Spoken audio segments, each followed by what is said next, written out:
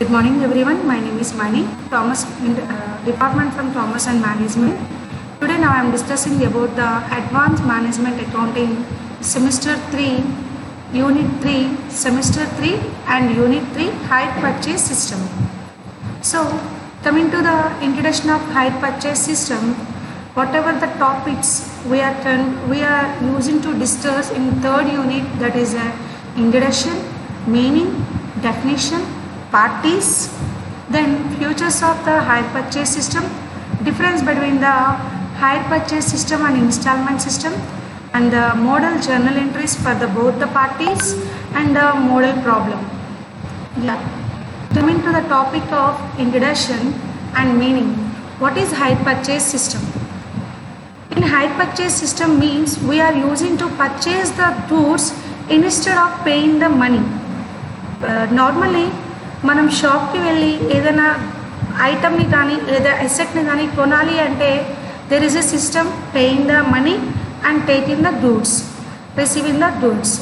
Normally this is the cash related transaction, but whereas credit related transaction we are using to instalment system or hire purchase system. Like nowadays మనం EMI రూపంలో ఏవైతే అసెట్స్ని కొంటున్నామో అవన్నీ కూడా hire purchase system కానీ లేదా instalment system కానీ.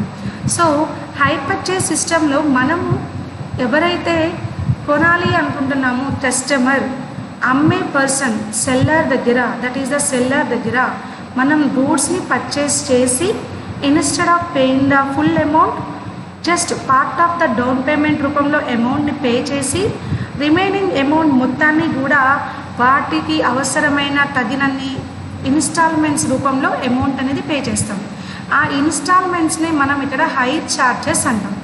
ఇక్కడ ఉండే so instalment system or hire purchase system ఎవరికి బెనిఫిషియల్ అంటే బోత్ ద పార్టీస్. వెండర్కి, వెండర్ అంటే నథింగ్ బట్ సెల్లర్, బయ్యర్ అంటే నథింగ్ బట్ పర్చేజర్. సో వెండర్కి బయ్యర్కి ఇద్దరికి కూడా ఈ సిస్టమ్ అనేది చాలా ఇంపార్టెంట్. ఎందుకు? బయ్యర్ కొనే person at a time cash pay చేసి అసెట్ కొనాలన్నా, గూడ్స్ కొనాలన్నా, పర్టికులర్ ప్రోడక్ట్ కొనాలన్నా they can't able to invest the more money. వాళ్ళు మొత్తం అమౌంట్ని ఒకసారి ఇన్వెస్ట్ చేయలేరు. అలాంటప్పుడు వాళ్ళు ఏం చేస్తారు? ఇనీషియల్ పేమెంట్, డౌన్ పేమెంట్ రూపంలో కొంత అమౌంట్ని పే చేసి మిగిలిన అమౌంట్ మొత్తాన్ని ఈక్వలెంట్ వాల్యూస్కి టర్మ్స్ వైజ్గా, నెల వైజ్గా కానీ సంవత్సరం వైజ్గా కానీ అమౌంట్ అనేది చెల్లిస్తూ ఉంటారు. సో బయ్యర్స్ది కొనడానికి ప్రోడక్ట్ అనేది ఈజీగా ఉంటుంది. At the same time seller కూడా క్యాష్కి సంబంధించి మాత్రమే ఎసెట్ అమ్మాలి అనుకుంటే హాఫ్ ఆఫ్ ద ప్రోడక్ట్ అమ్మలేము. సో సేల్స్ వాల్యూమ్ ఇంక్రీజ్ చేయాలి అంటే క్రెడిట్ సేల్ అనేది కంపల్సరీ. సో సేల్ చేసేటప్పుడు క్రెడిట్ ఫెసిలిటీ అనేది ప్రొవైడ్ చేయాలి. దెన్ సెల్లర్ ఆటోమేటిక్గా సేల్ వాల్యూమ్ అనేది పెంచుకోవడానికి అవకాశం ఉంటుంది.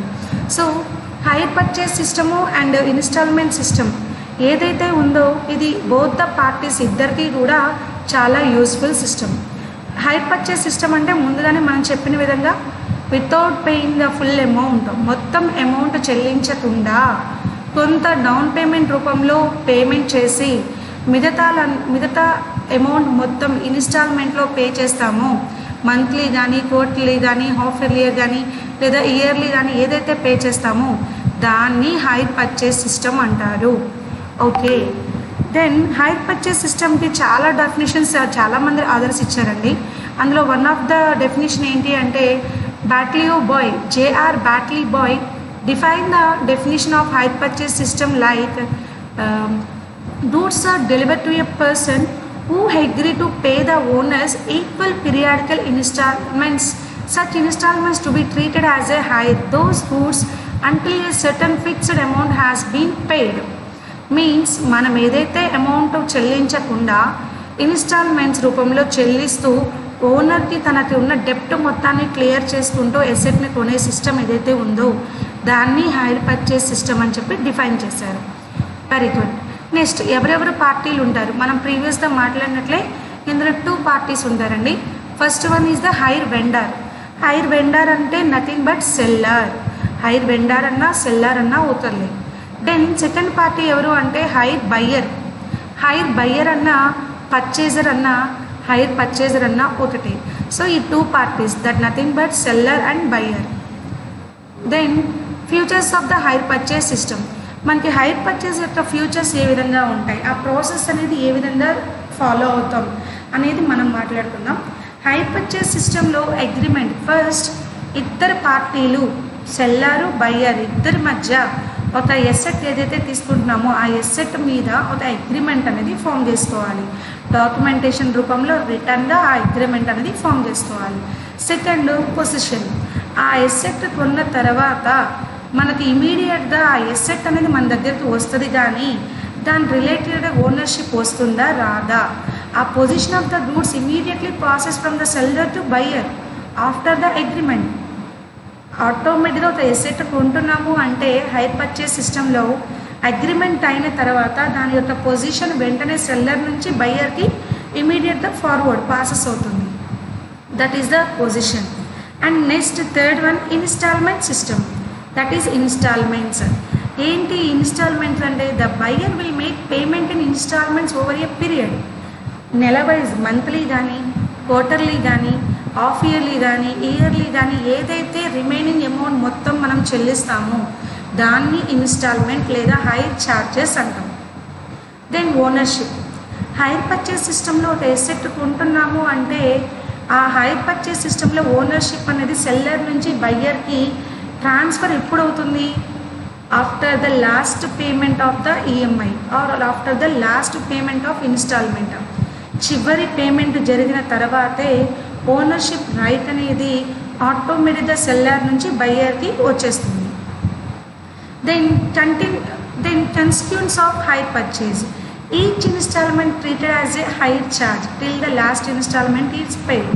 ప్రతి నెల మనం ఏదైతే ఇన్స్టాల్మెంట్ చెల్లిస్తున్నామో దాన్ని ఏమని పిలుస్తాము అంటే హైర్ ఛార్జ్ అని పిలుస్తాము. తర్వాత reposition. Reposition means if there is any default of the payment.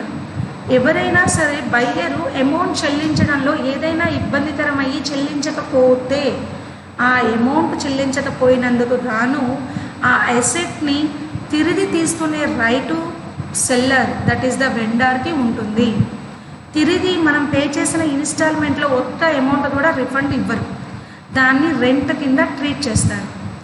So repossession of the goods అంటే if buyer is unable to pay any instalment the vendor has a right to repossess the asset.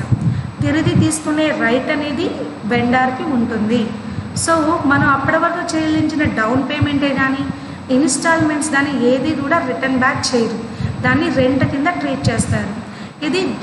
ఇది hire purchase system అనేది లీగల్గా approved అయిన right అనేది వెండర్కి. So దీనికి సంబంధించి లీగల్గా వాడి వెసెట్ని రీపొజిట్ చేసుకోవడానికి ఫుల్ ఛాన్స్ అనేది ఉంటుంది. Then next difference between the hire purchase and instalment purchase. Exam point of వ్యూలో కానీ లేదా చాప్టర్ వైజ్గా కానీ one of the most important questionnaire ఏది అంటే hire purchase system and instalment purchase system. So hire purchase system and instalment purchase సిస్టమ్కి మధ్యలో డిఫరెన్స్లు ఏమున్నాయో చూద్దాం. First ownership right. Hire purchase సిస్టంలో అంటిల్ ద లాస్ట్ పేమెంట్ వరకు కూడా ఓనర్షిప్ అనేది ట్రాన్స్ఫర్ అవ్వదు. ఇన్స్టాల్మెంట్ సిస్టంలో అలా కాదండి.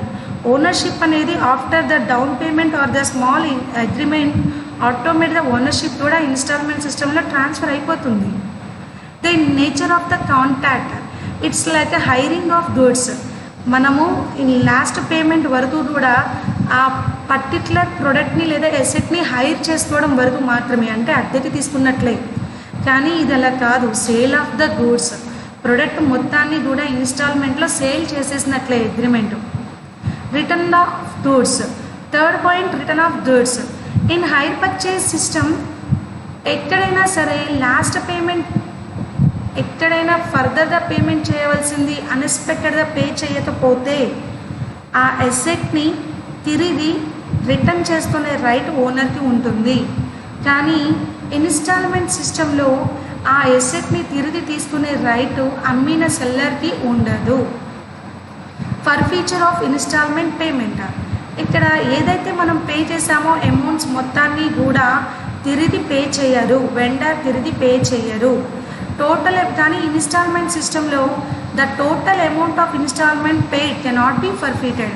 సేమ్ ఇక్కడ కూడా అంతేనండి, వీళ్ళు కూడా ఆ అమౌంట్ని ఫర్ఫీట్ చేసుకుంటారు, తిరిగి చెల్లించరు. Rights of purchase. So no right to hire out, sell, transfer, destroy, pledge the asset of the purchaser. ఇప్పుడు నేను హైర్ పర్చేజ్ సిస్టంలో ఒక ఎసెట్ కొన్నానండి, బండి కానీ టీవీ కానీ కొన్నా. దాన్ని వేరే వాళ్ళకి అమ్మడము, తాకట్టు పెట్టడము, నాశనం చేసే రైట్ నాకు ఎక్కడా కూడా లేదు. సో నాకు ఎలాంటి ఓనర్షిప్ రైట్ ఉండదు. కాబట్టి హైర్ పర్చేజ్ సిస్టంలో నేను ఆ ప్రోడక్ట్ని ఏ విధంగా జాగ్రత్తగా కేరింగ్గా చూసుకోవాల్సిందే. దెన్ ఇన్స్టాల్మెంట్ సిస్టంలో మాత్రం the purchasers can hire out, sell, transfer, destroy and pledge the asset. మనం వన్స్ ఎసెట్ తీసుకున్న తర్వాత దాన్ని తాకట్టు పెట్టచ్చు, అమ్ముకోవచ్చు, వేరే వాళ్ళకి ఇవ్వచ్చు, డెస్ట్రాయ్ ఏదైనా పాడైపోయినా పాడైపోవచ్చు. ఇన్స్టాల్మెంట్ సిస్టంలో అట్లాంటి కండిషన్ ఏమీ లేదు. Risk related to the goods should be taken over by the vendor till the payment of last instalment. చివరి ఇన్స్టాల్మెంట్ పే చేసే వరకు కూడా ఆ ఎసెట్ మీద రిస్క్ మొత్తం కూడా ఇక్కడ వెండర్దే. కానీ ఇన్స్టాల్మెంట్ సిస్టంలో మాత్రం all the risk of assets are immediately transfer to the purchaser. కొన్న బయ్యర్కి దానికి సంబంధించిన రిస్క్ మొత్తాన్ని బేర్ చేస్తాడు. Repair. Vendor responsible for repair and maintenance of the goods up to the last instalment. చివరి ఇన్స్టాల్మెంట్ పే చేసే అంతవరకు కూడా వెండర్ దాంతో రిలేటెడ్ రిపేర్స్ అన్నీ కూడా రిపేరే భరించాలి హైర్ పర్చేస్ సిస్టంలో. కానీ ఇన్స్టాల్మెంట్ సిస్టంలో రిపేర్స్ కానీ ఇంకేదైనా ప్రాబ్లమ్ ఆఫ్ గూడ్స్ ఉంటే బయ్యరే రెస్పాన్సిబుల్, బయ్యరే ఆ రిపేర్స్ అన్నీ చేయించుకోవాలి. So status of purchaser. Under this system the purchaser treated as a hire. ఆ ప్రోడక్ట్ని అద్దెకి తీసుకున్నట్లుగానే భావిస్తాడు, కానీ ఇక్కడ ఓనర్గానే భావిస్తాడు. ఇన్స్టాల్మెంట్ సిస్టంలో ఆ ప్రోడక్ట్ యొక్క పొజిషన్ అనేది ఆటోమేటిక్గా వెళ్ళిపోతుంది అండ్ ఓనర్షిప్ రైట్ వెళ్ళిపోతుంది. సో దాన్ని ఎలా ఫీల్ అవుతారు అంటే అవర్ ఓన్ ఎసెట్, ఓనర్ కింద ఫీల్ అవుతారు. సో ఇది హైర్ పర్చేస్ సిస్టమ్కి ఇన్స్టాల్మెంట్ సిస్టమ్కి ఉన్న బేసిక్ డిఫరెన్సెస్ అండి. చాలా ఈజీగా ఉంటుంది hire purchase system, instalment system రెండు కూడా. ఒక్కసారి లుక్ ఓవర్ చేయండి. Semester wise the exam point of వ్యూలో it's one of the most important question, బాగా ఫోకస్ చేయండి. దెన్ నెక్స్ట్ జర్నల్ ఎంట్రీస్ అండి. Before going to journal entries నేను ఒక చిన్న ఎగ్జాంపుల్ చెప్తాను. ఇప్పుడు ఏ అనే పర్సన్ గూడ్స్ని అమ్మారు, బి అనే పర్సన్ కొన్నారు. ఇప్పుడు ఏ అనేవాళ్ళు vendor, seller or vendor, B అనేవాళ్ళు పర్చేస్ చేశారు అంటే బయ్యర్. సో ఎప్పుడైనా ఎంట్రీస్ అడిగేటప్పుడు in the books of vendor అంటే వెండర్ బుక్స్లో ఎంటర్ చేయాలి, in the books of seller అంటే సెల్లర్ బుక్స్లో కూడా ఎంటర్ చేయాలి. సో వెండర్ అడిగారా, బయ్యర్ అడిగారా, ఎవరి బుక్స్లో ఎంట్రీస్ అడిగారు, ఎవరి బుక్స్లో లెడ్జర్ అడిగారు అనేది క్లియర్గా చూసుకొని ఎంట్రీస్ అనేది రాయాలి. సో ఇప్పుడు in the books of vendor అంటే నథింగ్ బట్ సెల్లర్, అమ్మినవాడి ఓనర్ యొక్క సెల్లర్ బుక్స్లో ఎంట్రీస్ అడిగారు అనుకోండి, ఆ నెసెసరీ లెడ్జర్స్ మాత్రమే అందులో చేయాలి. ఒకవేళ అడిగితే ఆ ఎంట్రీసే రాయాలి. బయ్యర్ దాంట్లో అడిగారు, బయ్యర్ సంబంధించినవే రాయాలి. ఇప్పుడు మోడల్ ఎంట్రీస్ ఒకటి చూద్దాం చూడండి. హైర్ పర్చేస్ సిస్టంలో ఎంట్రీస్ అనేవి ఇంపార్టెంట్. మోస్ట్ ఆఫ్ ద పేపర్స్లో హైర్ పర్చేస్ సిస్టంలో ఎంట్రీసే అడిగారు ప్రాబ్లమ్స్ కన్నా. సో ఎంట్రీస్ ఏమేమి వస్తాయో మాట్లాడదాం. ఫస్ట్ ఏంటి అంటే in the books of hire పర్చేజెస్లో ప్రొఫార్మా, జర్నల్ ఎంట్రీ ప్రొఫార్మా అండి. మనకి తెలిసిన జర్నల్ ఎంట్రీ ప్రొఫార్మానే date, particulars, JF, debit amount, credit amount. This is the format journal entry proforma. Then in the books of hire purchaser అంటే buyer బుక్లో first entry ఏం రాయాలి, when the asset is purchased. ఒక asset కొన్నాడు, ఎలా కొంటున్నారు, డబ్బులు ఇచ్చి కొంటున్నారా? నో, ఎసెట్ని హైర్ పర్చేస్ సిస్టంలో కొన్నారు. అప్పుడు ఎసెట్ కొంటే మనకేం వస్తుంది, ఎసెట్ అనేది వస్తుంది. ఏం వెళ్ళిపోతుంది, యాక్చువల్గా అయితే మనం డబ్బులు పే చేస్తే క్యాష్ వెళ్ళిపోవాలి, కానీ ఇక్కడ మనం క్రెడిట్ పర్చేస్ చేస్తున్నాం కాబట్టి మనకు ఎవరైతే ఇస్తున్నారో హైర్ వెండర్ని క్రెడిట్ చేస్తాం. కమ్స్ ఇన్ ఎసెట్ ఏదైతే లోపలికి వస్తుందో దాన్ని డెబిట్ చేస్తాం. ఏ రూల్ ప్రకారం, as per the real account rule. What is the real account rule? Debit what comes in, credit what goes out. So asset కొంటున్నాను, సో లోపలికి కమ్స్ ఇన్ ఏంటి? ఎసెట్. ఏ asset అయితే ఆ asset comes in. So goes out అవడానికి నేను ఇక్కడ amount pay చేయట్లా. నాకు ఎవరు ఇస్తున్నారు? ఒక పర్సన్, హైర్ వెండార్ ఇస్తున్నాడు. హైర్ వెండార్ అనగానే is the personal account. Debit the receiver, credit the giver. ఇక్కడ హైర్ వెండర్ అనేవాడు మనకు ఇస్తున్నాడు, క్రెడిటర్ ఇస్తున్నాడు, గివర్. కాబట్టి హైర్ వెండర్ని క్రెడిట్ చేశాను, ఎసెట్ని డెబిట్ చేశాను. అర్థమైందా అండి? ఎసెట్ పర్చేస్ చేస్తున్నాము, క్రెడిట్ పర్చేస్ చేస్తున్నాము. So asset account debtor to hire vendor account. Hire vendor ఇస్తున్నాడు, డెబిట్లో అమౌంట్, క్రెడిట్లో అమౌంట్. ఇది నార్మలే. Being asset is purchased on hire purchase system, లేదా being asset purchased on credit అని నేరేషన్ రాయండి, సరిపోతుంది. సెకండ్ ఎంట్రీ ఏంటి? ఎసెట్ కొంటున్నాము, తర్వాత డౌన్ పేమెంట్ అనేది చెల్లించాలి. ఎవరు చెల్లించాలి? బయ్యర్ చెల్లించాలి. ఎవరికి? వెండర్కి. సో ఇక్కడ మనం చెల్లిస్తున్నాము అంటే రిసీవర్ ఎవరు? Hire vendor is the receiver. Debit the receiver, credit the giver. So hire vendor receiver కాబట్టి హైర్ వెండర్ అకౌంట్ డేటా. మన దగ్గర నుంచి ఏం వెళ్ళిపోతుంది? క్యాష్ వెళ్ళిపోతుంది. క్యాష్ అనేది real account. Debit what comes in, credit what goes out. So cash వెళ్ళిపోతుంది కాబట్టి hire vendor account debtor to cash account. మళ్ళీ చెప్తున్నానండి, down payment pay to the vendor, vendor account debtor to cash account or bank account, మీ ఇష్టం. Being down payment is paid to vendor. Third entry ఏంటండి? After down payment interest అనేది pay చేయాలి, become due. Interest pay చేయాలి. Interest అనేది expenditure.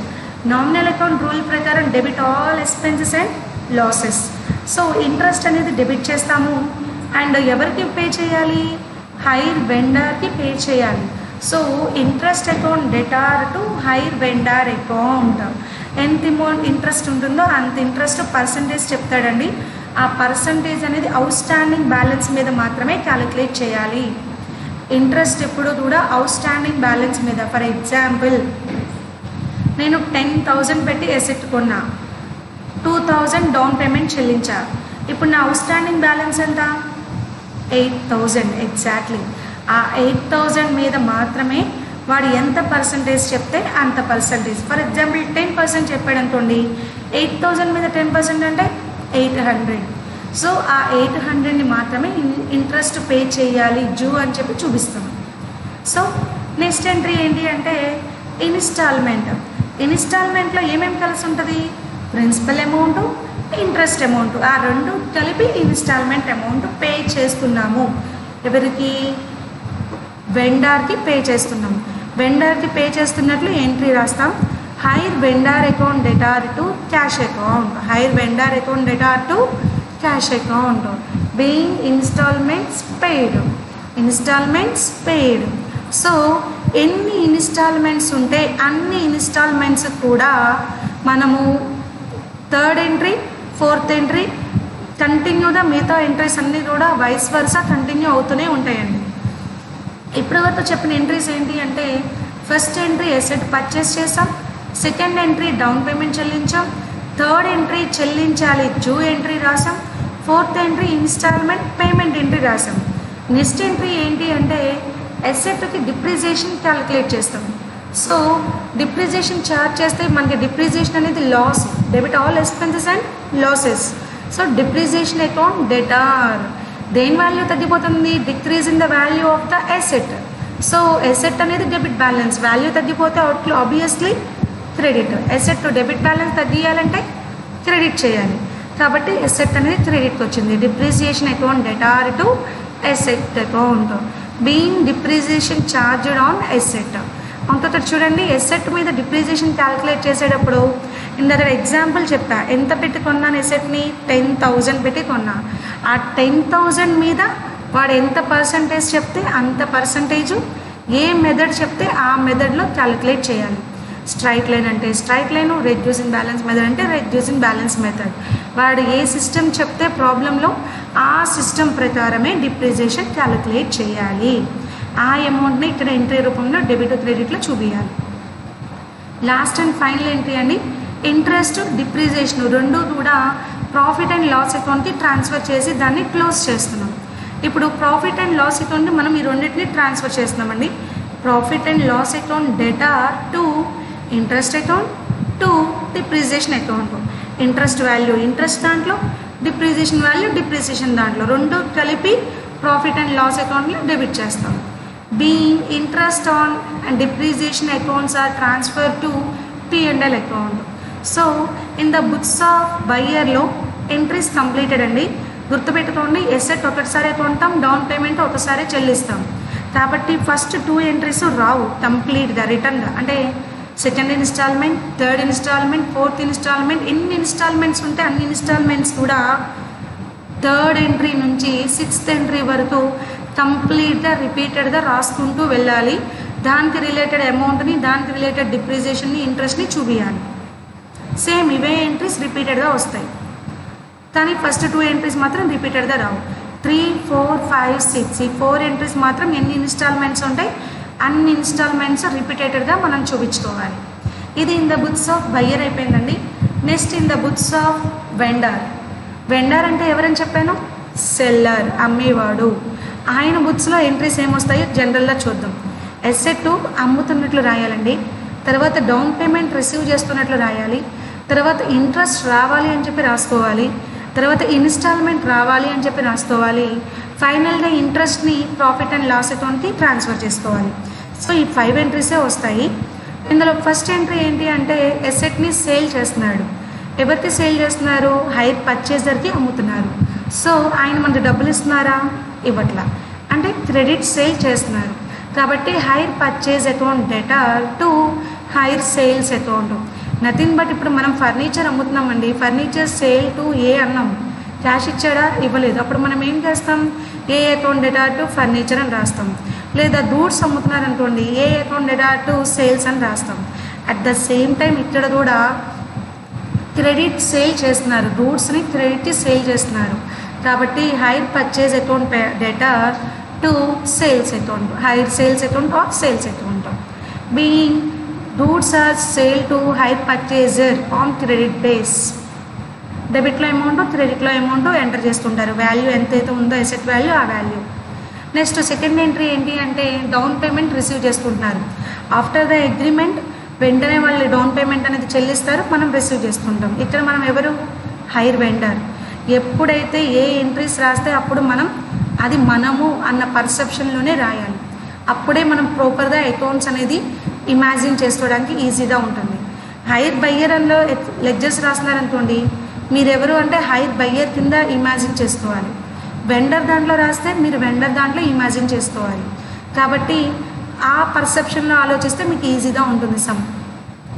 ఇప్పుడు నేను sets sale చేశాను, దెన్ నాకు డౌన్ పేమెంట్ వస్తుంది. డౌన్ పేమెంట్ అనేది క్యాష్ రూపంలో రావచ్చు, చెక్ రూపంలో రావచ్చు. ఎలా వస్తే అలా cash account debtor or bank account debtor రెండిట్లో ఏదో ఒకటి. ఎవరిస్తున్నారు? హైర్ పర్చేజర్ ఇస్తున్నారు. So hire purchaser account. So down payment receive చేస్తున్నట్లుగా నేరేషన్ రాస్తాం. Being down payment received. ఎంత డౌన్ పేమెంట్ చెప్తే అంత డౌన్ పేమెంట్ మనం డెబిట్లో క్రెడిట్లో ఎంటర్ చేస్తాం. తర్వాత థర్డ్ ఎంట్రీ ఏంటి అంటే ఇంట్రెస్ట్ రావాలి. ఎవరి దగ్గర నుంచి? హైర్ పర్చేజర్ దగ్గర నుంచి ఇంట్రెస్ట్ రావాలి. So hire purchaser account debtor, hire purchaser account debtor to cash account. Interest become due, రావాలి అని చెప్పి రాసుకున్నాం. దెన్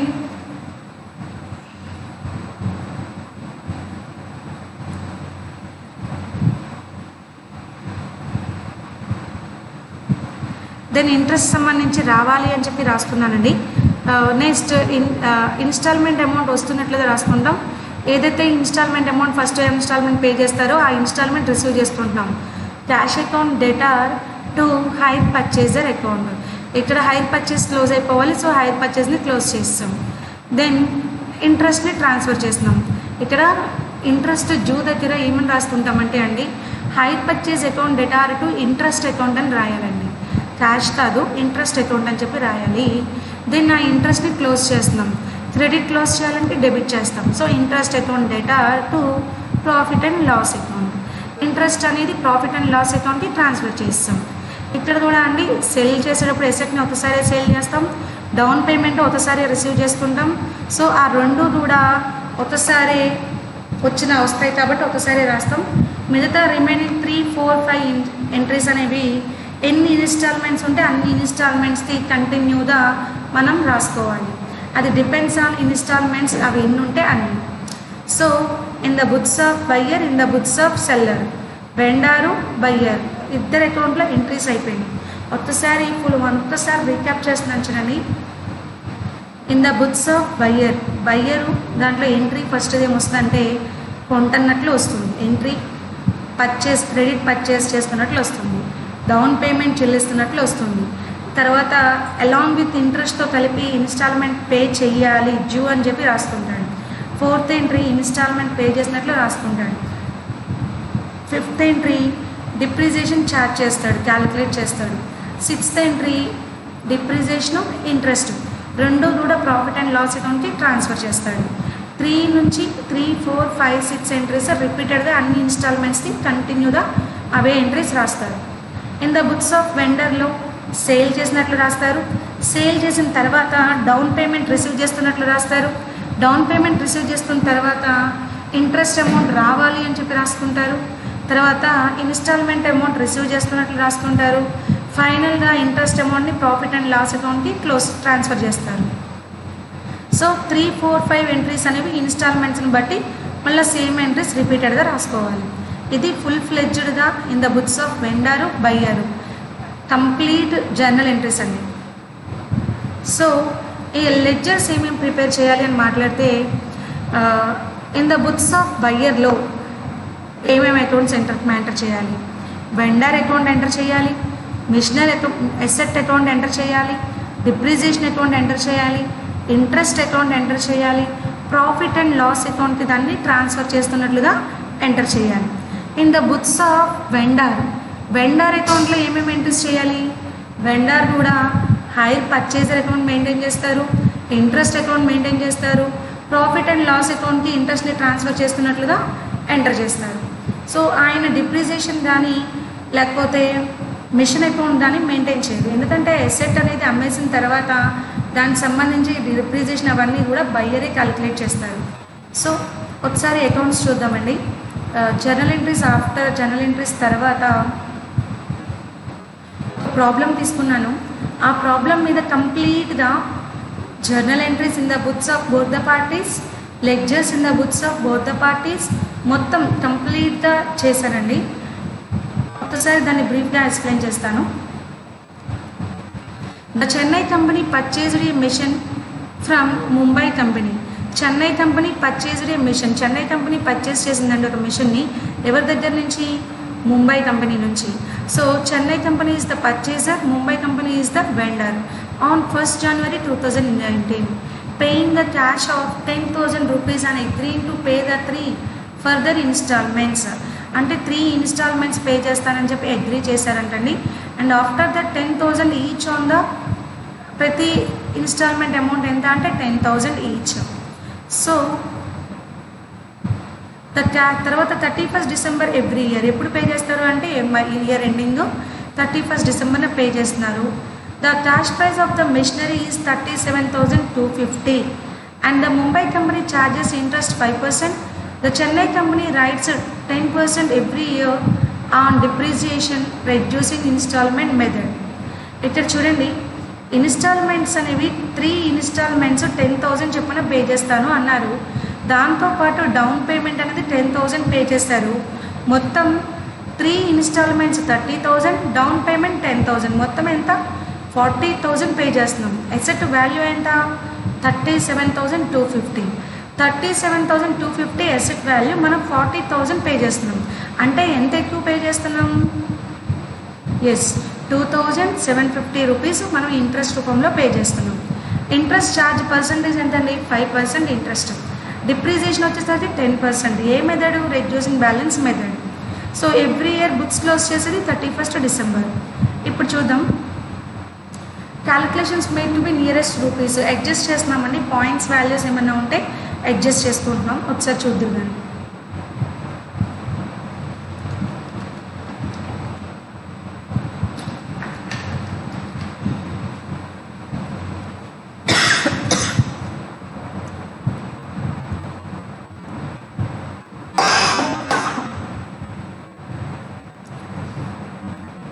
ఒకసారి చూడండి, రఫ్ ప్రొఫార్మా అనేది మెయింటైన్ చేయాలండి. ఎందుకు ఈ రఫ్ ప్రొఫార్మా అంటే, మనం సమ్ చేసేటప్పుడు జర్నల్ ఎంట్రీస్ మాత్రమే అడిగాడు అనుకోండి, జర్నల్ ఎంట్రీస్ ఎంటర్ చేస్తాం, లెడ్జర్స్ చేయం. ఒకవేళ లెడ్జర్ అడిగారు అనుకోండి, జర్నల్ ఎంట్రీస్ రాయం. వాళ్ళు ఏదైనా రెండు అడిగితే రెండో చేస్తాం. కానీ ఏది అడిగారో అది కంప్లీట్గా ఎంటర్ చేయాలి అంటే మనకి రఫ్ ప్రొఫార్మా అనేది చాలా ఇంపార్టెంట్. ఇందులో మనం ఏం పెట్టుకుంటామంటే పర్టికులర్స్, ఫస్ట్ దేనికి అమౌంట్ పే చేస్తున్నాం, ఎంత క్యాష్ ప్రైస్, ఎంత దాంట్లో ఇంట్రెస్ట్ ఎంత ఉంది, ఫైనల్గా interest for the principal amount ఎంత ఫైనల్. ఇది మనం రఫ్గా మెయింటైన్ చేస్తే ప్రొఫార్మా. ఫస్ట్ దాంట్లో చూడండి 37,250 రూపాయలు ఎసెట్ వాల్యూ, డౌన్ పేమెంట్ ఏమో 10,000 పే చేసాం. ఇప్పుడు అవుట్ స్టాండింగ్ బ్యాలెన్స్ ఎంత, 27,250 రూపాయలు. ఆ 27,250 రూపాయల మీద మాత్రమే ఇంట్రెస్ట్ 5% చొప్పున క్యాలిక్యులేట్ చేస్తారు. క్యాలిక్యులేట్ చేస్తే 1,363 రూపీస్ వచ్చిందండి. సో మనం పే చేసే ఫస్ట్ ఇన్స్టాల్మెంట్ అమౌంట్ 10,000. ఆ 10,000లో 1,363 అనేది ఇంట్రెస్ట్ అయితే రిమైనింగ్ అమౌంట్ ప్రిన్సిపల్ అమౌంట్. అంటే 10,000లో మైనస్ 1,363 చేస్తే మనకి ప్రిన్సిపల్ అమౌంట్ 8,637 అమౌంట్ అనేది వస్తుంది. ఇక్కడ principal amount 8,637 and interest amount 1,363, రెండు కలిపితే ఇన్స్టాల్మెంట్ అమౌంట్ ఎంత, 10,000. సో దానికి సరిపోవాలి. సో ఫస్ట్ ఇయర్ ఆ విధంగా చేశారు. దెన్ ఎప్పుడు కూడా అవుట్ స్టాండింగ్ బ్యాలెన్స్లో నుంచి మళ్ళీ ప్రిన్సిపల్ అమౌంటే తీసేయాలి, ఇన్స్టాల్మెంట్ అమౌంట్ తీయకూడదండి, ప్రిన్సిపల్ అమౌంటే తీసేయాలి. So second year principal amount తీసేస్తే మన అవుట్ స్టాండింగ్ బ్యాలెన్స్ ఎంత అంటే 18,613 రూపీస్. దాని మీద మళ్ళీ అగైన్ 5% ఇంట్రెస్ట్ కడితే 931 రూపీస్ ఇంట్రెస్ట్. ఆ 931 రూపీస్ ఇన్స్టాల్మెంట్లో తీసేస్తే principal amount 9,069 rupees principal amount. Again last year వచ్చేసరికి ఏంటంటేనండి 9,069 రూపీస్ అనేది మనం పెట్టుకుంటే కొంత అమౌంట్ 10, 20, 50, 30 ఇట్లా అమౌంట్ అనేది అడ్జస్ట్ అవ్వదు. కాబట్టి ఏం చేయాలంటే మనం పే చేయాల్సిన అమౌంట్ వచ్చేసరికి 10,000 ఇన్స్టాల్మెంట్. ఆ 10,000 ఇన్స్టాల్మెంట్లో మనం పే చేయాల్సిన అమౌంట్ ఇంట్రెస్ట్ అమౌంట్ తీసేసి రిమైనింగ్ అమౌంట్ మొత్తం 5% క్యాలిక్యులేట్ చేస్తాడండి. అవుట్ స్టాండింగ్ బ్యాలెన్స్ 9,544 మీదే 5% ఇంట్రెస్ట్ కడతారు. ఇంట్రెస్ట్ అయితే 456 రూపీస్ వచ్చింది. సో 456 రూపీస్ని 10,000లో 456 రూపీస్ తీసేసి 9,544 రూపీస్ థర్డ్ ఇన్స్టాల్మెంట్లో ప్రిన్సిపల్ అమౌంట్. ఫైనల్గా ఒకటే చెప్తున్నానండి, మనకి ఎప్పుడు కూడా ఇంట్రెస్ట్ అనేది అవుట్ స్టాండింగ్ బ్యాలెన్స్ మీదే కట్టాలి. ప్రిన్సిపల్ అమౌంట్ ఎలా వస్తుంది అంటే ఇన్స్టాల్మెంట్ అమౌంట్లో ఇంట్రెస్ట్ అమౌంట్ తీసేస్తే ప్రిన్సిపల్ అమౌంట్ వస్తుంది. And every year out standing balance తెలియాలి అంటే ఆ ఇయర్లో నుంచి ప్రిన్సిపల్ అమౌంటే తీసేయాలి, ఇన్స్టాల్మెంట్ అమౌంట్ కాదు. ఎందుకు, ఇన్స్టాల్మెంట్ అమౌంట్లో ఇంట్రెస్ట్ కూడా ఉంటుంది. మనం తెలియాలి అంటే outstanding balance only principal అమౌంటే తీసేయాలి. Is it clear? So outstanding balance final instalment తర్వాత 0. ఇంట్రెస్ట్ చూడండి 37,250 principal amount and remaining amount వచ్చేసరికి మనం ఇందులో ఇంట్రెస్ట్ ఎంతైతే అనుకున్నామో అదే అమౌంట్ మనకి ఇక్కడ ఇంట్రెస్ట్ రూపంలో కనబడుతుంది. సో ఆ అమౌంట్ అనేది ఇంట్రెస్ట్ రూపంలో మనకు చూపిస్తున్నాడు.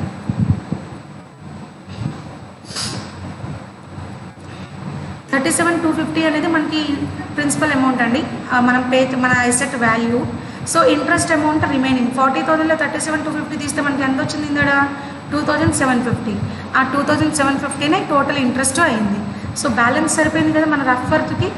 ఇప్పుడు ఎంట్రీస్ చూద్దాం. ఇందులో నేను చెప్పినట్లుగానే in the books of buyer దాంట్లో, in the books of vendor దాంట్లో, ఇద్దరు దాంట్లో ఎంట్రీస్ రాసుకుంటారండి. సో ఫస్ట్ ఎంట్రీ ఏంటి అంటే నేను అన్ని ఎంట్రీస్ వైస్ వర్సా రాసుకుంటే రిపీటెడ్గా ఎక్కువ టైం ఉంటుందని సైడ్ బై సైడ్ వేసానండి. అంటే 2019లో ఎంట్రీస్ ఏంటి, 20లో ఏంటి, 21లో ఏంటి అనేది పక్కనే పెట్టా. ఎందుకంటే 3, 4, 5, 6 ఎంట్రీస్ రిపీటెడ్గా వస్తాయి. మళ్ళీ ఎంట్రీస్ రాసుకోకుండా జస్ట్ ఆ అమౌంట్ అనేది ఎంటర్ చేస్తే ఆ ఇయర్లో సరిపోతుంది. కాబట్టి సింపుల్గా ఉండడానికి ఫార్మేట్ని మార్చానండి అంతే, అంతకుమించి వేరేదేం లేదు. ఎగ్జామ్ పాయింట్ ఆఫ్ వ్యూలో కూడా మీరు ఇలా రాయొచ్చు, మీద టైం సేవ్ అవుతుంది. ఎక్కువగా లెడ్జర్స్ ఎంట్రీస్ అన్నీ అడిగాడు అనుకోండి, అవన్నీ ప్రిపేర్ చేయడానికి మీద టైం టేకన్ ఎక్కువ. అదే మీరు ఎంట్రీస్ని ఎంత మినిమం టైంలో ఫినిష్ చేస్తే లెడ్జర్స్ మీద అంత ఫోకస్ పెట్టడానికి ఛాన్స్ ఉంటుంది. సో మనం ఇందులో మాట్లాడుతున్నట్లు కానీ ఫస్ట్ ఎంట్రీ వచ్చేసరికి మిషన్ని పర్చేస్ చేసినట్లు రాస్తారు. ఎవరి దగ్గర నుంచి? ముంబై కంపెనీ నుంచి.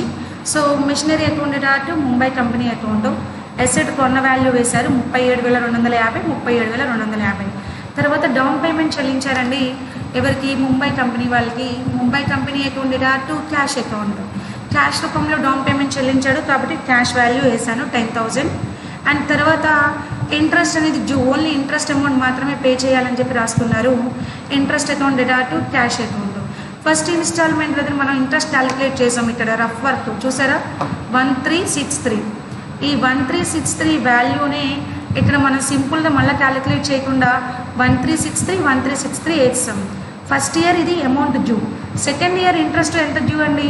చూడండి ఇక్కడ 931 రూపీస్ కనిపిస్తుందా? యారో పెట్టాను. 931 రూపీస్ డ్యూ. అదే అమౌంట్ ఇక్కడ సెకండ్ ఎంట్రీలో కూడా జస్ట్ ఆ ఇయర్లో వేసేసాను. Second entry 931 rupees, 931 rupees. Then third year చూడండి ఎంత? 456 రూపీస్. ఇంట్రెస్ట్ కాలంలో చూడండి, ఇంట్రెస్ట్ కాలంలో 456. అదే ఎంట్రీ అమౌంట్ 456, 456. సో జస్ట్ మనం ఒక ఎంట్రీతోనే 3 ఇయర్స్లోనూ ఎంటర్ చేయాల్సిన అమౌంట్ని ఫినిష్ చేస్తాం. క్లియర్గా ఉంటుంది, తొందరగా అయిపోతుంది. దెన్ ఫోర్త్ ఎంట్రీ ఏం రాస్తాము? ఇన్స్టాల్మెంట్తో కలిపి అమౌంట్ ముంబై కంపెనీ వాళ్ళకి పే చేసినట్లు రాసాము. Mumbai company account debtor to cash account. First instalment 10,000, second instalment 10,000 and third instalment 10,000. So ఒక ఎంట్రీనే రాశాను కానీ 3 ఇయర్స్కి దాని అమౌంట్ని చూపించాను. నెక్స్ట్ డిప్రిసియేషన్ క్యాలిక్యులేట్ చేశానండి. Depreciation account debtor to machinery account. First year చూడండి మనకు రిటర్న్ డౌన్ వాల్యూ మెథడ్లో ఇచ్చాడు. ఆ రిటర్న్ డౌన్ వాల్యూ మెథడ్లో ఎసెట్ వాల్యూ ఇక్కడ 37,250 ఉంది. దాని మీద 10% తీసుకున్నా 3,725 రూపాయలు. సో రిటర్న్ డౌన్ వాల్యూలో డిప్రిసియేషన్ ఎప్పుడు కూడా ఎసెట్ వాల్యూ తీసేసిన బ్రాడ్ డౌన్ వాల్యూ ఏదైతే ఉంటుందో, డిప్రిసియేషన్ తీసేసిన తర్వాత వచ్చిన వాల్యూ దాని మీద మాత్రమే చూపించాలి. సో 37,250 రూపాయల్లో 3,725 రూపాయలు తీసేస్తే మనకు నెక్స్ట్ ఇయర్ ఎసెట్ వాల్యూ ఎంత అంటే 33,525 రూపాయలు. సో ఆ ఇయర్లో ఏదైతే ఎసెట్ వాల్యూ ఉందో దాని మీదే మళ్ళీ డిప్రిసియేషన్ కట్టాలి. అగైన్ 33,525 మీద 10% క్యాలిక్యులేట్ చేస్తే సెకండ్ ఇయర్ 33,353 రూపీస్ వచ్చింది. So return down value method మనకు తెలుస్తుందండి. ఏ ఇయర్ డిప్రిసియేషన్ తీసేస్తే బ్రాడ్ డౌన్ వాల్యూ ఎంత ఉంటుందో ఆ బ్రాడ్ డౌన్ వాల్యూ మీదే డిప్రిసియేషన్ క్యాలిక్యులేట్ చేస్తాము. అదేవిధంగా 3 ఇయర్స్కి డిప్రిసియేషన్ క్యాలిక్యులేట్ చేశాను. 3 ఇయర్స్ డిప్రిసియేషన్ వాల్యూస్ చూడండి 3725, 3725 అండ్ 3353 అండ్ 3017. ఈ 3 డిప్రిసియేషన్ అమౌంట్స్ని 3 ఎంట్రీస్ రూపంలో కాకుండా ఒక ఎంట్రీ రాసి ఒకే ఒక entry depreciation account debtor to machinery account. Model interest చెప్పినప్పుడు ఎంట్రీ ఆల్రెడీ ఎక్స్ప్లెయిన్ చేశాను. సేమ్ అదే ఎంట్రీ ఇక్కడ రాసామండి. 3 ఇయర్స్కి సరిపడా డిప్రిసియేషన్ అమౌంట్ని first year amount, second year amount, third year amount చూపించాను. సో టైం సేవ్ అవుతుంది. అండ్ ఫైనల్గా ప్రాఫిట్ అండ్ లాస్ అకౌంట్కి ట్రాన్స్ఫర్ అండి. ప్రాఫిట్ అండ్ లాస్ అకౌంట్కి ఇంట్రెస్ట్ అమౌంట్ని, డిప్రిసియేషన్ అమౌంట్ని రెండు కూడా ఫార్వర్డ్ చేసేసా. Profit and loss account debtor to interest account, depreciation account. Then entries అన్నీ కంప్లీట్ అయిపోయినాయి. మళ్ళీ రిపీటెడ్గా థర్డ్ ఎంట్రీ నుంచి 6th ఎంట్రీ వరకు మళ్ళీ రాసి ఫెయిర్ చేయక్కర్లా. అదే ఎంట్రీలో నేను ఇయర్స్ని పెంచుకున్నాను. సో క్లియర్గా ఉంటుంది, సింపుల్గా ఉంటుంది, తొందరగా అయిపోతుంది, టైం సేవ్ అవుతుంది. నెక్స్ట్ లెడ్జర్స్ చూద్దామండి. మిషనరీ అకౌంట్ అండి. మిషనరీ అకౌంట్లో ఎప్పుడైనా ఎసెట్ని మనం క్యాష్ని పర్చేస్ చేస్తే 2 క్యాష్ అని రాసేవాళ్ళం. లెడ్జర్ ప్రొఫార్మా మీకు అందరికీ తెలుసండి. Date particulars JF amount and date particulars JF amount. Then మీకు తెలిసినట్లుగానే డేట్ కాలంలో asset starting date, purchasing date వేసానండి. మనం ముంబై అండ్ కో కంపెనీ వద్ద కొంటున్నాం. ఎసెట్లో కొంటున్నప్పుడు machinery account debtor to Mumbai and co entry అని రాసాం. గుర్తుందా ఫస్ట్ ఎంట్రీ? ఆ ఎంట్రీని ఇక్కడ machinery account debtor to Mumbai and co అని రాశాను. Then month ending or year ending 31st December 2019 depreciation అనేది చార్జ్ చేశాను. అగైన్ ఇక్కడ నేను క్యాలిక్యులేషన్ చేసుకోవక్కర్లా, ఆల్రెడీ ఇక్కడ రఫ్ వర్క్ చేశాను. ఇక్కడ డిప్రిసియేషన్ అమౌంట్లు ఆల్రెడీ క్యాలిక్యులేట్ చేశాను. ఇవే అమౌంట్స్ సేమ్ 33,375, 3353 అండ్ థర్డ్ ఎంట్రీలో 3017 ఎంటర్ చేశాను. ఫస్ట్ ఇయర్ అమౌంట్ తీసేసా. Balance carried on 33,525. అగైన్ 33,520 మీద పర్సంటేజ్ క్యాలిక్యులేట్ చేస్తాం. దెన్ అమౌంట్ తీసేస్తే వచ్చే క్యారీడ్ ఆన్ వాల్యూ 30,172. ఇదేం 30,172 మీద 10% క్యాలిక్యులేట్ చేస్తాం. సో 10% క్యాలిక్యులేట్ చేస్తే 3017 వస్తుందండి. ఫైనల్గా బ్యాలెన్స్ క్యారీడ్ ఆన్ చేస్తే మన ఎసెట్ వాల్యూ ఎంత ఉంటుంది? 27,155.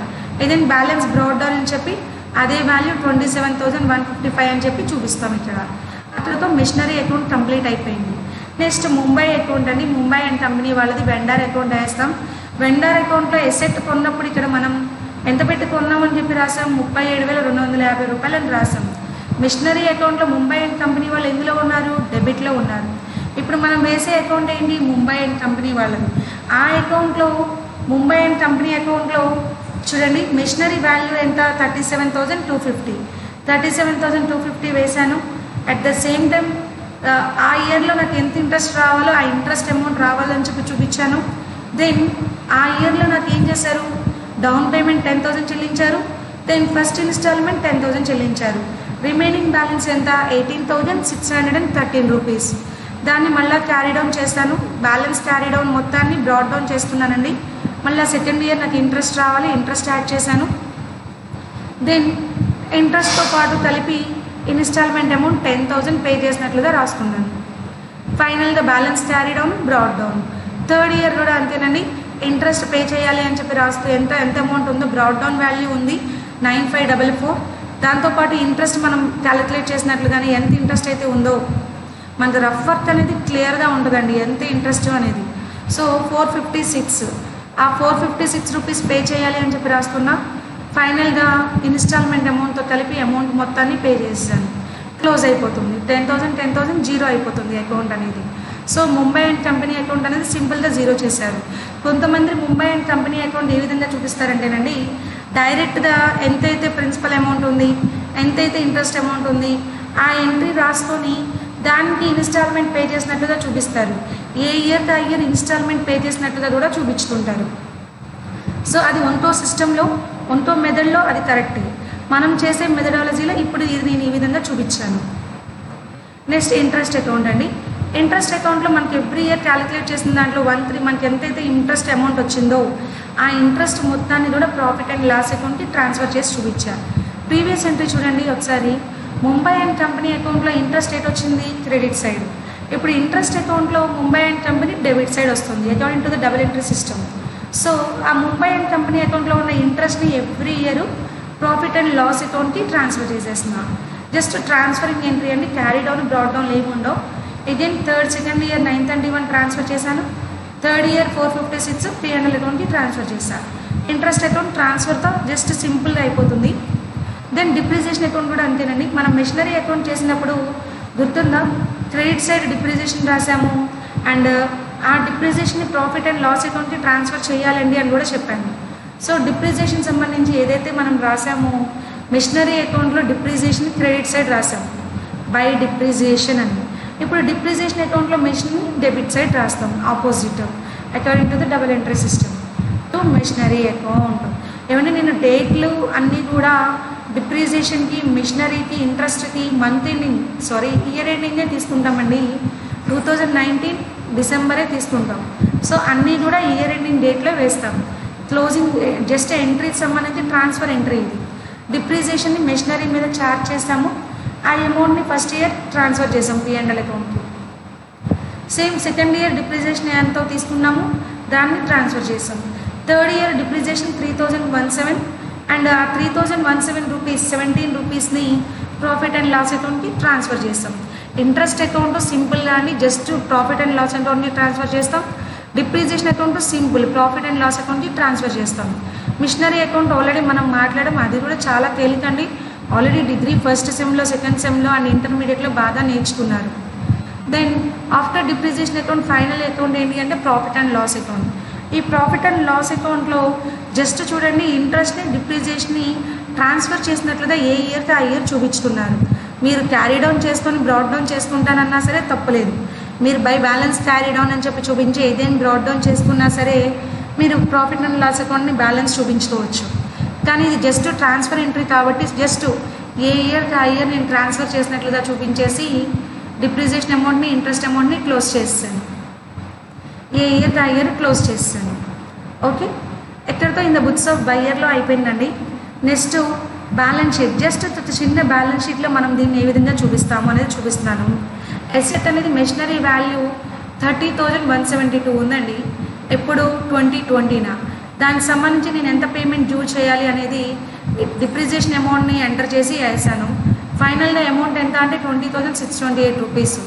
సో డ్యూ అమౌంట్ పోదా ఫైనల్ అమౌంట్ ఎంత అంటే 20,628 రూపీస్. దెన్ ఇప్పుడు ముంబై అండ్ కంపెనీ అకౌంట్లో జర్నల్ ఎంట్రీస్ ఏ విధంగా journal entries as well as ledgers ఏ విధంగా ఎంటర్ చేయాలో చూద్దాం. నేను ప్రొఫార్మా మోడల్ ఎంట్రీస్ చెప్పాను కదండి, సేమ్ అలానే అసెట్ సేల్ చేసినట్లుగా రాశారు. Chennai and company account debtor to hire sales account ఎంత కమ్మారు?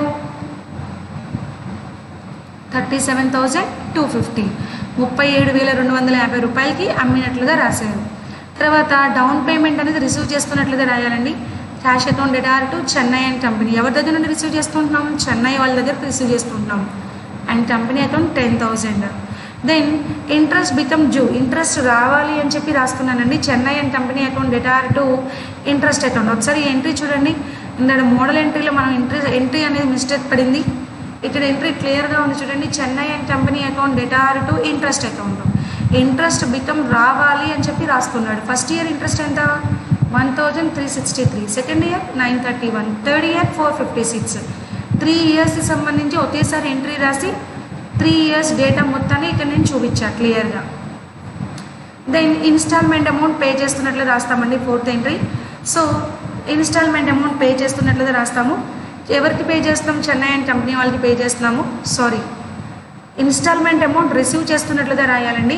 Cash account debtor Chennai and company account. ఎవరు ఇస్తున్నారు? చెన్నై అండ్ కంపెనీ వాళ్ళు ఇస్తున్నారు. అండ్ అక్కడ పైన ఇంట్రెస్ట్ అనేది మనం డ్యూ పెట్టినప్పుడు డెబిట్ చేసాం కదండి చెన్నై అండ్ కంపెనీని. అది క్లోజ్ అవ్వాలంటే, డెబిట్ క్లోజ్ అవ్వాలంటే ఏం చేయాలి? క్రెడిట్ చేయాలి. అదొక విధంగా. ఇంకోటి ఏంటి అంటే మనం ఇన్స్టాల్మెంట్ రిసీవ్ చేసుకుంటున్నాం. ఎవరి దగ్గర నుంచి? చెన్నై అండ్ కంపెనీ వాళ్ళ దగ్గర నుంచి తీసుకుంటున్నాం. కాబట్టి cash account debtor to Chennai and company. First instalment amount 10,000, second instalment amount 10,000, third instalment amount 10,000. So 3 years instalment pay చేస్తున్నట్లుగా రాసేసా. Paying instalment received, instalment received అని చెప్పి 3 ఇయర్స్ తీసుకున్నట్లుగా చూపించేసాను. నెక్స్ట్ లాస్ట్ ఎంట్రీ అండి. ఇంట్రెస్ట్ అనేది ప్రాఫిట్ అండ్ లాస్ అకౌంట్కి transfer చేసిన. Interest account debtor to profit and loss account. ఇక్కడ ఇంట్రెస్ట్ క్లోజ్ అయిపోయింది. ప్రాఫిట్ అండ్ లాస్ అకౌంట్లో మాత్రమే అది ట్రాన్స్ఫర్ అయినట్లుగా చూపించుకున్నాం. ఫస్ట్ ఇయర్ది 1,363, second year 931, third year 456. 3 years transfer entry రాసేసాను. అయిపోయింది. సో బుక్స్లో ఎంట్రీస్ అయిపోయినాయండి. ఇప్పుడు ఏమేమి లెడ్జర్స్ మెయింటైన్ చేయాలి అంటే, first hire purchaser account, Mumbai and company account, then interest account, ఫైనల్గా profit and loss account. Enough, అక్కడితో క్లోజ్ అయిపోద్దండి. సో ముందు ముంబై అండ్ కంపెనీ వాళ్ళు అసెట్ని సేల్ చేసినట్లుగా రాసుకున్నారు. 37,250 రూపాయలకి అసెట్ సేల్ చేసినట్లు రాశారు. తర్వాత ఇంట్రెస్ట్ ఎంత అమౌంట్ రావాలి? 1,363 రావాలి అని రాసుకున్నారు. సేమ్ డౌన్ పేమెంట్ అనేది ఎంత వచ్చింది? 10,000 రిసీవ్ చేసుకున్నారు. తర్వాత ఫస్ట్ ఇన్స్టాల్మెంట్ ఎంత వచ్చింది? 10,000 వచ్చింది. ఇంకా ఎంత అమౌంట్ రావాలి అంటే ఫస్ట్ ఇయర్కి సంబంధించి 18,613 రూపీస్ మనకి carry down balance. Again brought down బ్యాలెన్స్లో కూడా 18,613 ప్లస్ ఇంట్రెస్ట్ అమౌంట్ రావాలి అని రాశారు. ఫైనల్గా మనకి ఇంట్రెస్ట్ అమౌంట్ సెకండ్ ఇయర్ వస్తున్నట్లు ఇన్స్టాల్మెంట్ అమౌంట్ 10,000 వచ్చిందండి. 10,000 ఇన్స్టాల్మెంట్ వచ్చినట్లు రాసుకున్నాం. ఫైనల్గా బ్యాలెన్స్ క్యారీ డౌన్, ఇది క్యారీ డౌన్ అండి, బ్రాడ్ డౌన్ కాదు, క్యారీ డౌన్ వాల్యూ వేశారు. ఫైనల్గా బ్రాడ్ డౌన్ వాల్యూ ఎంత అనేది చూపించుకున్నారు. 9,544 రూపీస్. ఫైనల్గా థర్డ్ ఇయర్ ఎంత ఇంట్రెస్ట్ పే చేయాలి? 456 రూపీస్ పే చేయాలి. ఫైనల్గా ఇన్స్టాల్మెంట్ అమౌంట్స్ 10,000 పే చేస్తే ఇంత క్యారీ డౌన్ అమౌంట్ ఉండదండి. అకౌంట్ క్లోజ్ అయిపోతుంది, 0 అయిపోతుంది. సో మనకి బయ్యర్ అకౌంట్లో వేసినప్పుడు హైర్ వెండర్ అకౌంట్ ఎలా ఉంటుందో దానికి జస్ట్ ఆపోజిట్గా ఉంటుందండి ఎంట్రీ అంతే. దెన్ ఇంట్రెస్ట్ అకౌంట్ చూడండి. ఫస్ట్ ఇయర్ మనకి ఎంత ఇంట్రెస్ట్ రావాలి, సెకండ్ ఇయర్ ఎంత ఇంట్రెస్ట్ రావాలి, థర్డ్ ఇయర్ ఎంత ఇంట్రెస్ట్ రావాలి. అది ఎవరి దగ్గర నుంచి రావాలి? చెన్నై అండ్ కంపెనీ వాళ్ళ దగ్గర నుంచి రావాలి. బై చెన్నై అండ్ కంపెనీ 1,363 దాన్ని ప్రాఫిట్ అండ్ లాస్ అకౌంట్కి ట్రాన్స్ఫర్ చేశాం. సెకండ్ ఇయర్ 931 రూపీస్ రావాలి, దాన్ని సెకండ్ ఇయర్ ఎండింగ్న ట్రాన్స్ఫర్ చేశాం. థర్డ్ ఇయర్ని కూడా అంతేనండి, మనకి 456 రూపీస్ రావాలి, దాన్ని ప్రాఫిట్ అండ్ లాస్ అకౌంట్కి ట్రాన్స్ఫర్ చేశాం. అట్లా ప్రాఫిట్ అండ్ లాస్ అకౌంట్ అనేది ఇంట్రెస్ట్ అకౌంట్ అనేది అయిపోయిందండి. ఫైనల్గా ప్రాఫిట్ అండ్ లాస్ అకౌంట్లో ఇంట్రెస్ట్ని ఏ విధంగా చూపిస్తున్నాం అనేది ఎంటర్ చేసాం. First year, second year, third year. Just ఆ అమౌంట్ అనేది చూపించి ఎంటర్ చేసి వదిలేస్తే చాలు. Broad down, carry down necessary ఏం అవసరం లేదు. ఇక్కడతో 3 అకౌంట్స్ ఫినిష్ అయిపోయినాయండి. ఒక్కసారి మన క్లాస్లో మనం ఏవైతే ఒక్కొక్క డివిజన్ వైజ్గా ఒక్కొక్క particular in the books of buyer, in the books of seller, in the books of ledgers, in the buyer, in the books of seller entries ఒకరోజు నేర్చుకున్నాం, లెడ్జర్స్ ఒకరోజు నేర్చుకున్నాం, వెండార్ అకౌంట్లో ఎంట్రీస్ ఒకసారి నేర్చుకున్నాం, వెండార్ అకౌంట్లో లెడ్జర్ ఒకసారి నేర్చుకున్నాం. అన్నీ ఒకేసారి చెప్పడంతో కొంచెం కన్ఫ్యూజ్ ఏమైనా ఉంటుందేమో. నిదానంగా వీడియోని పాస్ చేసి చూడండి, మీకు క్లియర్గా అర్థమవుతుంది. ఓకేనా? హైర్ పర్చేస్ సిస్టంలో ఓవరాల్ టాపిక్స్ అన్నీ ఇవేనండి. చాలా important chapter and easy chapter. కొంచెం లెందీగా ఉంటుంది బట్ ఇంపార్టెంట్ చాప్టర్. చాలా ఈజీ టాపిక్స్. ప్రతి అకౌంట్ కూడా సింపుల్గా క్లోజ్ చేసేయచ్చు, హార్డ్ ఏం ఉండదు. ఓకేనా? Thank you so much.